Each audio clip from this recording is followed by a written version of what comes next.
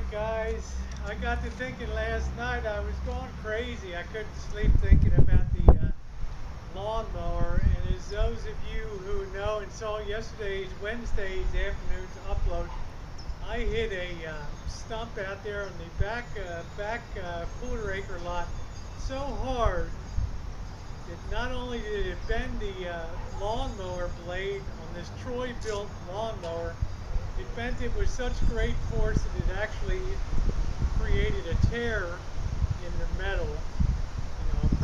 Almost a totally clean break, and I'll show you in a little bit. I was going to order a new lawnmower because, when I went to change the blade out and everything, sadly the shaft was bent on the crankshaft was bent. And when I went to try to pull it to start it, it was so out of round that there was just no way that the engine would start. I was disgusted. I thought about it overnight. I've rebuilt marine engines with 8-foot crankshafts, 10-foot crankshafts and stuff. I've rebuilt and rescued everything under the sun in the way of engines and things, and I thought, what the hell? I'm going to give myself a shot of straightening out this crankshaft. We're going to do it scientifically in the right way, okay? So let's get started. I'll describe a few things first. Okay guys, I wanted to give you the head-on view of the blade, and you can see it gets awful ugly up the right-hand side here. She starts from level, so that just shows you the force that hit with. And you can see, as I hold that up to the light, you can see some of the break in the metal there. That hit with terrific force. I went ahead and I put the new blade on the mower, and here's the new blade. And when I went to cinch her up there, that shaft was so out of round that the blade was hitting on the side of the shroud there. So thinking overnight, I thought, okay, I'll give it a shot. I've straightened shafts before on huge marine engines, 10, 16-foot camshafts and crankshafts and stuff. What the hell? I can give it a shot. So the first thing I had to do was get her up. The first thing I got to do is get her up on the side, and we got to get it to the point where I don't have a dial gauge to tell me, out of roundness and all that. So we have to sort of improvise and make one up here, as you'll see. So bear with me. Okay guys, the trick when you're straightening a shaft is you've got to really be able to judge where it's out of round. And I put a platform up here of a couple blocks up here, and I'm going to put this on macro mode. It might help a little bit. I have a setup here where I have a pen. I don't have a dial gauge which would go in the center of a shaft and be able to tell you with some real good precision how out of round it was. But what I did is I just sat this pen up here, and that centers perfectly in the hole of the shaft. And then I get my vice grips out here, and I'll open them up pretty wide. I want to be able to grab the shaft here.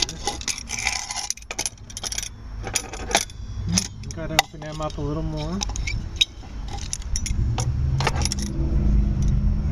Just a little more scooch here. Bear with me, doing this on the fly. And I got them locked on good. Then what I want to do is I want to observe as the crank turns here. I'm turning it with the vice grips. What I want to do is turn that and watch the pointer on the end of the pen and see if it moves from, it should stay perfectly centered if it was a perfectly centered shaft. But already you can see, or maybe not too clearly, that it's, it's offset some here. In other words, it's too high here, and it's got to go down some here. So what we're going to do now is we're going to move the pen out of the way, and we have a 10-pound maul here, and we're going to hit the end of that shaft once, and we're going to give a spin here. Yeah, we'll hook that on real good. That's not on good enough, those vice grips. We want to make sure they're on good and tight on that shaft. Then we want to give her a turn to see how freely she's turning now. Now that's amazingly better right there. We still got a bit of a high point there. So we want to go ahead and we want to put the gauge on her again and do another test. I call it a gauge. It's actually just the pen there, but the pen, if it's at perfect level with the center of the shaft, it does a good job. And eyeball it at the end. As I turn the shaft, I hold the pen perfectly still, and it gives me a good idea where I'm still high or where I'm low. So I can see I need another hit on the side over here. Let me go ahead and move that, and I'll hit the shaft again. And believe it or not, doing that progressively should straighten out that shaft to a point which should turn pretty much without any binding, and that feels really good. That feels really good right now. Don't confuse compression with binding, okay? An internal combustion engine is going to have a spot where it's hard to turn as you're compressing the piston up the cylinder there. Give that one more whack there.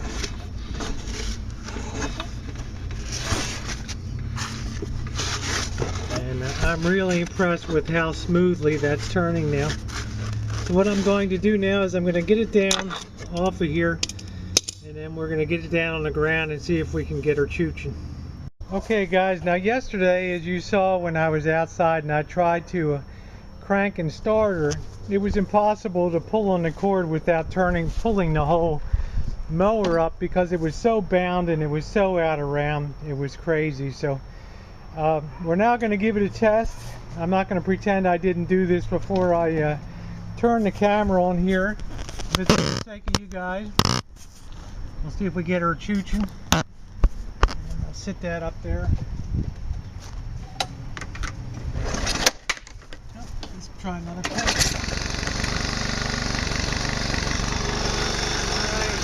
there she is, guys. She's chooching. You know, she's sounding pretty good.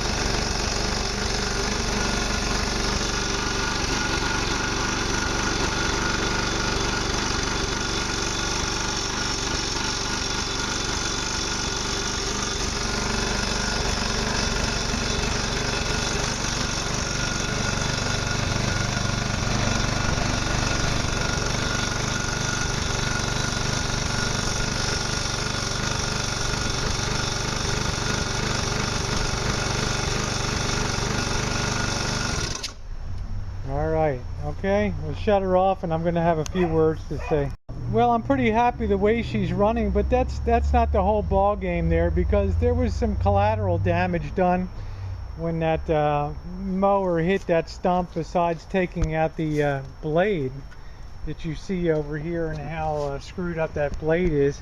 I'm going to put this on macro mode a second, and if you look at this blade adapter that goes on the end there, the blades go on that side, and it has a couple raised portions here that help sort of form like a keyway, that the blade has two cutouts that go on there and the center cutout.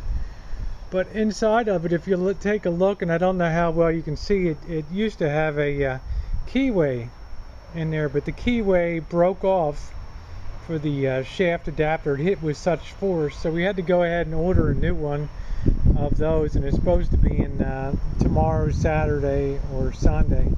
So once that's in, I imagine once that's in, we'll be good to go, and thus saving ourselves $300 or so. So thanks for being with me, and I'm happy that I was able to bring this mower back. I should tell you a couple more things too. You know, whenever you're bending whenever a shaft on something like an engine has hit and gone out of round or something like that, you've done damage to that shaft. And even though you could get it straight and true, you think it's straight and true, that metal has weakened on that shaft. Okay, that shaft is bent, and when it bent, it weakened the metal molecules on one side of that shaft, and there's a chance that that could weaken and eventually break and cause a lot of harm and damage.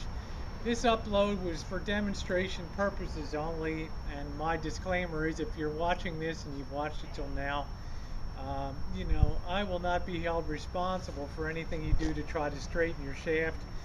shaft on your lawnmower, because you know, you risk personal injury and perhaps death with doing that.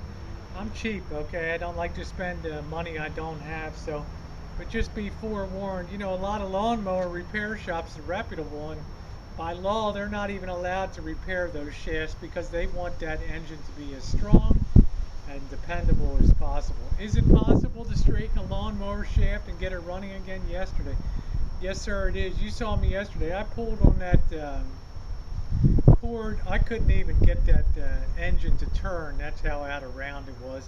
And she's chooching good and she's sounding good now, and I think we're going to be good to go. Okay, be careful. Be cautious. There's only one of you, okay? We don't want you to take you out of the picture doing something dumb, okay? Wear gloves. Be cautious. Wear safety glasses and things like that. All right, and best of all, it's best to just probably get a new mower than to do what I did. But if you're cheap like me, you're going to give it a shot anyway. The trick is get something that you can put on the end of that shaft, a pointer, a pen, get it perfectly aligned with the height of the center hole where the bolt goes. Turn the engine, turn the blade, turn the shaft by hand. Watch carefully the high sides and the low sides. Take a couple medium whacks on it. See if you can get her straightened out, okay? It was worth it to me. Thanks for watching, guys.